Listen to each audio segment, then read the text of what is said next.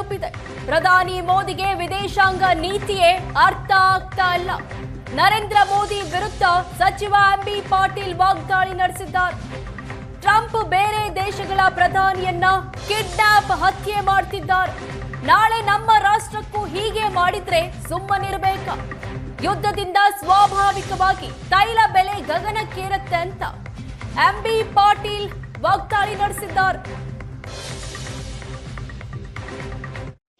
ಕೂಡ ನಮ್ಮ ಒಂದು ನೀತಿ ಏನಿದೆ, ನಮ್ಮ ಭಾರತ ದೇಶದ ಪ್ರಧಾನಮಂತ್ರಿಗಳು ಇವತ್ತು ಸಹ ಐತಿಹಾಸಿಕವಾಗಿ ನಾವು ಏನು ಇದು ಮಾಡ್ಕೊಂಡು ಬಂದಿದ್ದೀವಿ, ಅದೆಲ್ಲವನ್ನು ಬದಿಗೊತ್ತಿ ಇವತ್ತು ಸಹ ಇವ್ರು ಯಾರ ಜೊತೆ ಹೊಂದಾಣಿಕೆ ಆಗ್ತಾರೆ, ಯಾರ ಜೊತೆ ಮಾತನಾಡ್ತಾರೆ, ಒಂದು ನೀತಿ ನಿಯಮ, ವಿದೇಶಾಂಗ ನಿಯಮ ಏನು ಮೊದಲಿಂದ ಸೆಟ್ ಪ್ರೊಸೀಡ್ ಇರ್ತಿತ್ತು ಇವತ್ತು ಸಹ ಅದೆಲ್ಲವನ್ನು ಬಿಟ್ಟು ಬೇರೆ ದಾರಿಯಲ್ಲಿ ಹೋಗ್ತಾ ಇದ್ದಾರೆ.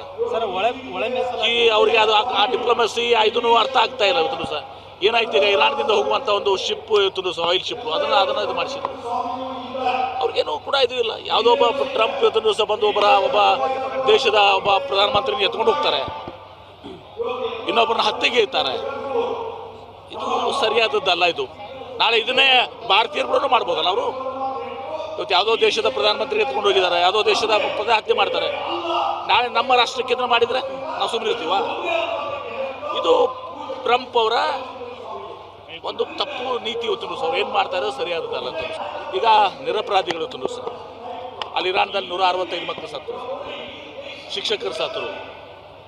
ಇದರಲ್ಲಿ ಕೇವಲ ಯುದ್ಧದಲ್ಲಿ ಆ ಯುದ್ಧದ ಇದರಲ್ಲಿ ಹಾನಿ ಆಗೋದಲ್ಲ, ನಿರಪರಾಧಿಗಳಿಗೂ ಕೂಡ ಜನಸಾಮಾನ್ಯರಿಗೂ ಹಾನಿ ಆಗ್ತದೆ ತುಂಬ ಸಹ, ಯಾವುದೇ ದೇಶ ಇರಲಿ.